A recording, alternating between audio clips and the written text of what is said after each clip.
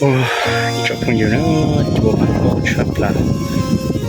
tôi mà trồng thì phải to cơ xí nó chỉ bao thì giờ làm hàng nó chỉ nó chụp không nhiều sai nó đu xí nó tôi trồng thì phải to cơ xí nó chụp không nhiều chùa mà có chụp là chùa nó lên tia nó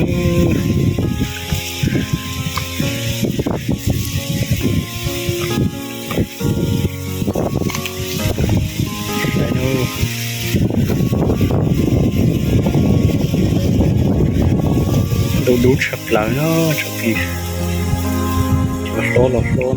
lọt nữa